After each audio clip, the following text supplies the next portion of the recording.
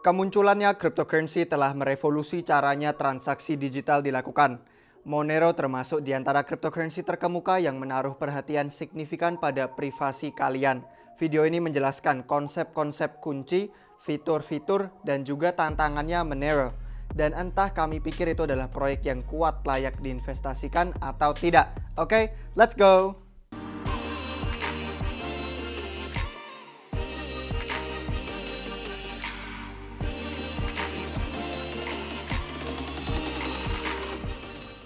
BNB baru saja tembus ke all-time high-nya 9 juta rupiah. Dengan kasus penggunaan yang meluas di Indonesia, koin BNB itu sangat dicari dan dibutuhkan. Dan dengan bergabung ke giveaway kami, satu dari antara kalian yang beruntung dapat memenangkan satu koin BNB gratis.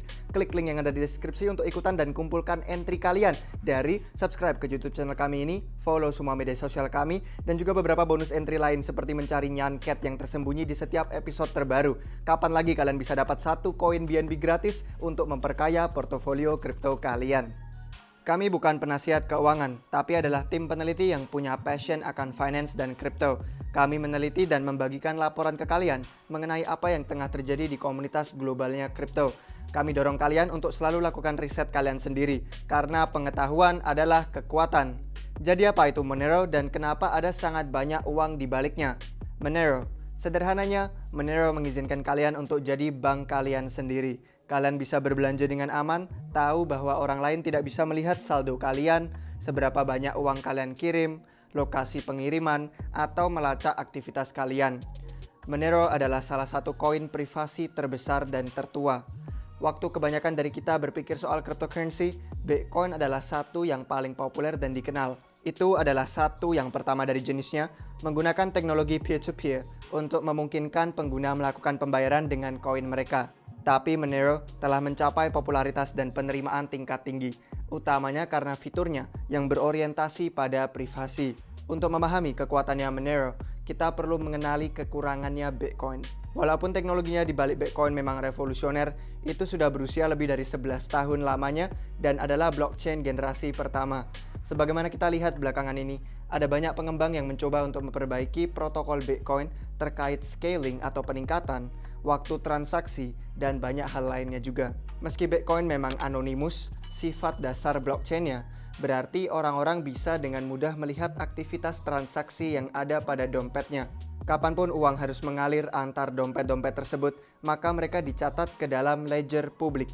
Alamat Bitcoin kalian, yang adalah serangkaian angka dan huruf acak, tidak terhubung ke kalian. Tapi rantaian transaksi yang terhubung ke dompet akun pasar exchange uang rupiah kalian bisa mengungkap siapa kalian. Ada perusahaan-perusahaan seperti Chainalysis yang memiliki software untuk dengan mudah mengenali pergerakan-pergerakan dana. Beberapa orang pikir bahwa ini tren yang positif karena itu akan memungkinkan pengadopsian cryptocurrency yang lebih mainstream dan akan menghalau kemungkinan-kemungkinan aktivitas kriminal dan dark web. Namun, masih ada sejumlah besar orang yang pengen menggunakan cryptocurrency mereka tanpa diketahui orang lain. Seberapa banyak mereka punya, kepada siapa mereka kirim, dan dari siapa mereka terima uang.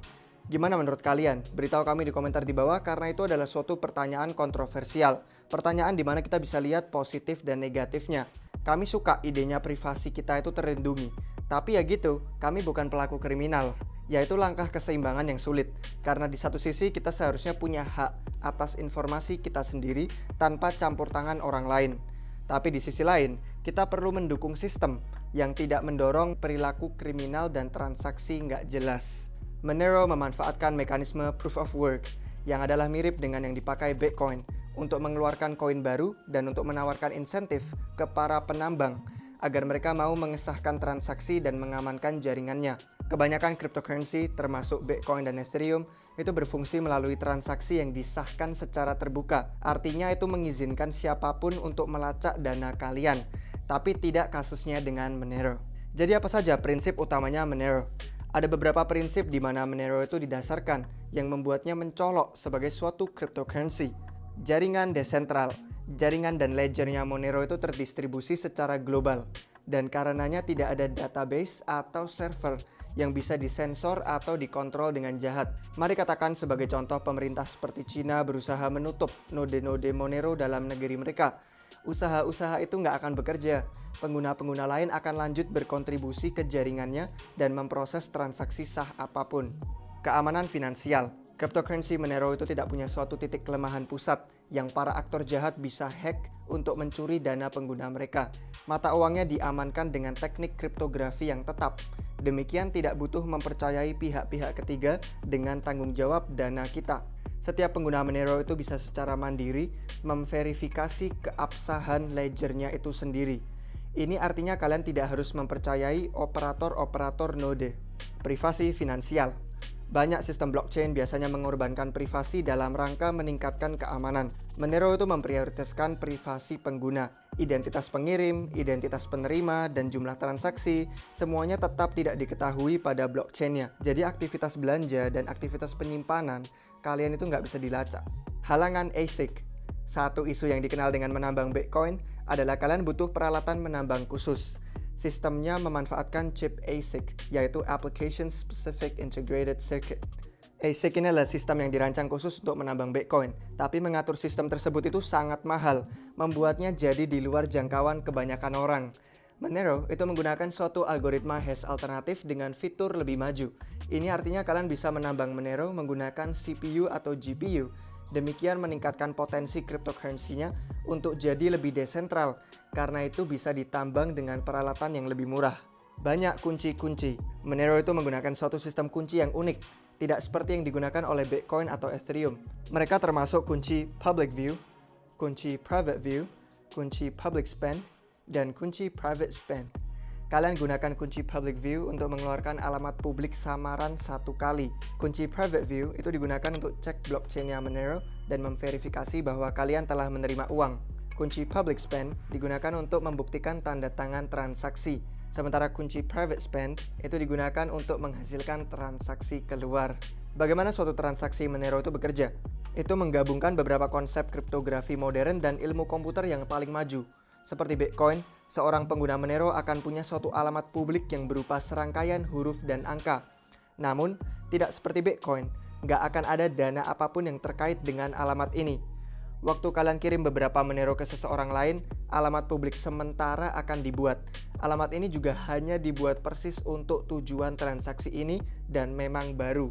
Karenanya, blockchain publiknya itu nggak punya catatan apapun mengenai transaksi tersebut. Ini tentu akibatnya kedua arah. Waktu kalian kirim uang, sumber uangnya nggak dikenali sebagai alamat publik kalian sendiri.